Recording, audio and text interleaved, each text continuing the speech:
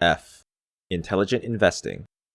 Inactivity strikes us as intelligent behavior. Neither we nor most business managers would dream of feverishly trading highly profitable subsidiaries because a small move in the Federal Reserve's discount rate was predicted, or because some Wall Street pundit had reversed his views on the market. Why then should we behave differently with our minority positions in wonderful businesses? The art of investing in public companies successfully is little different from the art of successfully acquiring subsidiaries. In each case, you simply want to acquire, at a sensible price, a business with excellent economics and able, honest management.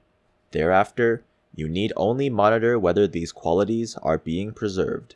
When carried out capably, an investment strategy of that type will often result in its practitioner owning a few securities that will come to represent a very large portion of his portfolio. This investor would get a similar result if he followed a policy of purchasing an interest in, say, 20% of the future earnings of a number of outstanding college basketball stars. A handful of these would go on to achieve NBA stardom, and the investor's take from them would soon dominate his royalty stream. To suggest that this investor should sell off portions of his most successful investments simply because they have come to dominate his portfolio is akin to suggesting that the Bulls trade Michael Jordan because he has become so important to the team. In studying the investments we have made in both subsidiary companies and common stocks, you will see that we favor businesses and industries unlikely to experience major change. The reason for that is simple. Making either type of purchase, we are searching for operations that we believe are virtually certain to possess enormous competitive strength 10 or 20 years from now. A fast-changing industry environment may offer the chance for huge wins, but it precludes the certainty we seek. I should emphasize that, as citizens, Charlie and I welcome change. Fresh ideas, new products, innovative processes, and the like cause our country's standard of living to rise, and that's clearly good. As investors, however, our reaction to a fermenting industry is much like our attitude towards space exploration. We applaud the endeavor, but prefer to skip the ride. Obviously, all businesses change to some extent. Today, See's is different in many ways from what it was in 1972 when we bought it. It offers a different assortment of candy, employs different machinery, and sells through different distribution channels. But the reason why people today buy boxed chocolates and why they buy them from us rather than from someone else are virtually unchanged from what they were in the 1920s when the C family was building the business. Moreover, these motivations are not likely to change over the next 20 years or even 50. We look for similar predictability in marketable securities. Take Coca-Cola. The zeal and imagination with which Coke products are sold burgeoned under Roberto Goizueta, who did an absolutely incredible job in creating value for his shareholders. Aided by Don Cugg and Doug Evester, Roberto rethought and improved every aspect of the company, but the fundamentals of the business, the qualities that underlie Coke's competitive dominance and stunning economics, have remained constant through the years. I was recently studying the 1896 report of Coke, and you think that you're behind in your readings. At that time, Coke, though it was already the leading soft drink, had been around for only a decade, but its blueprint for the next 100 years was already drawn. Reporting sales of $148,000 that year, Asa Candler, the company's president, said, "We have not lagged in our efforts to go into all the world teaching that Coca-Cola is the article, par excellence, for the health and good feeling of all people." Though health may have been a reach, I love the fact that Coke still relies on Candler's basic theme today a century later. Candler went on to say, just as Roberto could now, no article of like character has ever so firmly entrenched itself in public favor. Sales of syrup that year, incidentally, were 116,492 gallons versus about 3.2 billion in 1996. I can't resist one more Candler quote.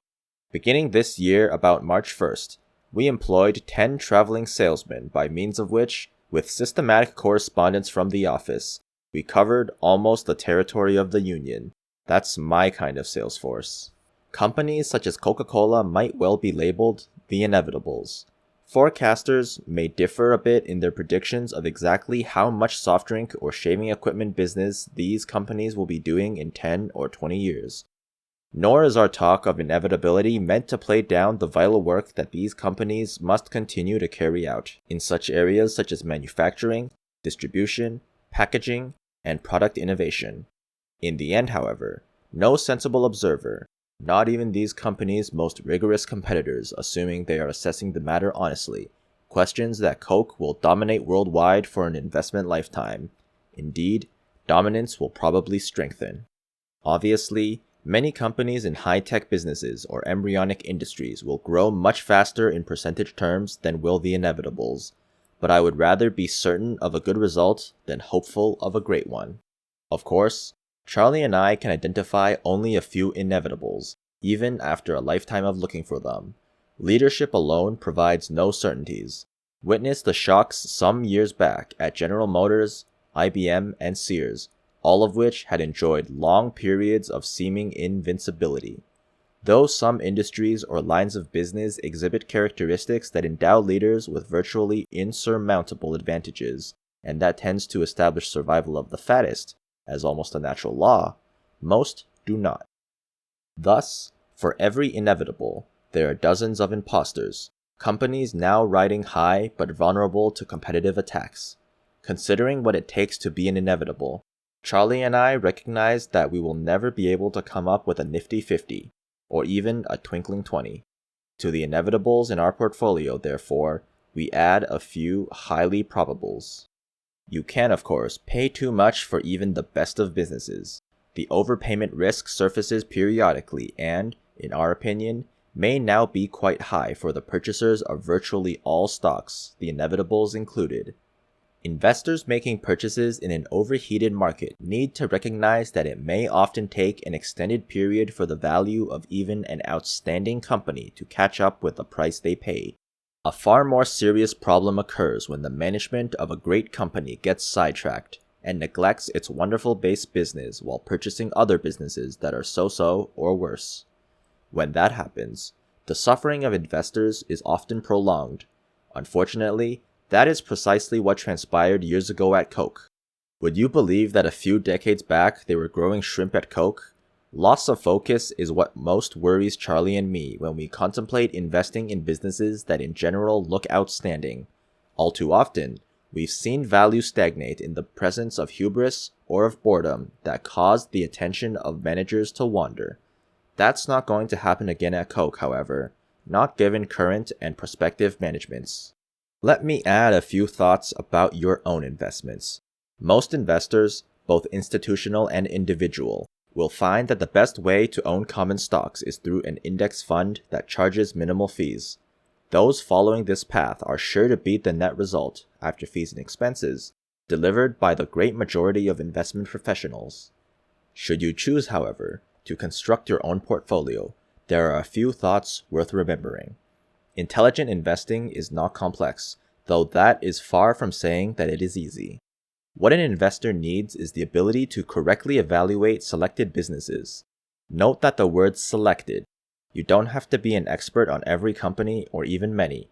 You only have to be able to evaluate companies within your circle of competence. The size of that circle is not very important.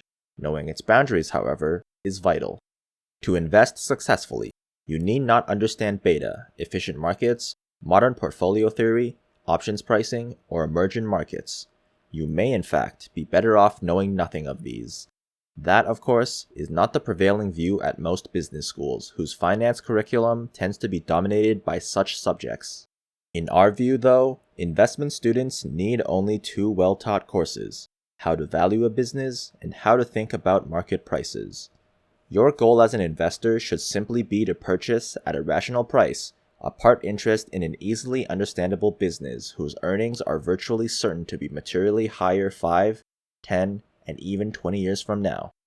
Over time, you will find only a few companies that meet these standards, so when you see one that qualifies, you should buy a meaningful amount of stock. You must also resist the temptation to stray from your guidelines. If you aren't willing to own a stock for 10 years, don't even think about owning it for 10 minutes. Put together a portfolio of companies whose aggregate earnings march upward over the years, and so also will the portfolio's market value. Though it's seldom recognized, this is the exact approach that has produced gains for Berkshire shareholders. Our look-through earnings have grown at a good clip over the years, and our stock price has risen correspondingly. Had those gains in earnings not materialized, there would have been little increase in Berkshire's value. Several of the companies in which we have large investments had disappointing business results last year. Nevertheless, we believe these companies have important competitive advantages that will endure over time. This attribute, which makes for good long-term investment results, is one Charlie and I occasionally believe we can identify. More often, however, we can't. Not at least with a high degree of conviction. This explains, by the way, why we don't own stocks of tech companies, even though we share the general view that our society will be transformed by their products and services. Our problem, which we can't solve by studying up, is that we have no insights into which participants in the tech field possess a truly durable competitive advantage. Our lack of tech insights, we should add, does not distress us. After all, there are a great many business areas in which Charlie and I have no special capital allocation expertise. For instance, we bring nothing to the table when it comes to evaluating patents, manufacturing processes, or geological prospects, so we simply don't get into judgments in those fields. If we have a strength, it is in recognizing when we are operating well within our circle of competence and when we are approaching the perimeter. If others claim predictive skill in those industries and seem to have their claims validated by the behavior of the stock market, we neither envy nor emulate them. Instead, we just stick with what we understand. If we stray, we will have done so inadvertently, not because we got restless and substituted hope for rationality. Fortunately, it's almost certain there will be opportunities from time to time for Berkshire to do well within the circle we've staked out.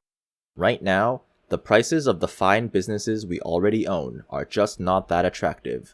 In other words, we feel much better about the businesses than their stocks. That's why we haven't added to our present holdings. Nevertheless, we haven't yet scaled back our portfolio in a major way. If the choice is between a questionable business at a comfortable price or a comfortable business at a questionable price, we much prefer the latter. What really gets our attention, however, is a comfortable business at a comfortable price. Our reservations about the prices of securities we own apply also to the general level of equity prices. We have never attempted to forecast what the stock market is going to do in the next month or the next year, and we are not trying to do that now. But, as of late 1999, equity investors currently seem wildly optimistic in their expectations about future returns.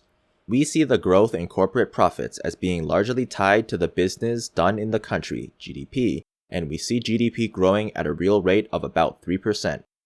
In addition, we have hypothesized 2% inflation.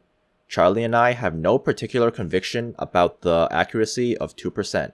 However, it's the market's view. Treasury inflation-protected securities, TIPS, yield about 2 percentage points less than the standard Treasury bond, and if you believe inflation rates are going to be higher than that, you can profit by simply buying TIPS and shorting governments.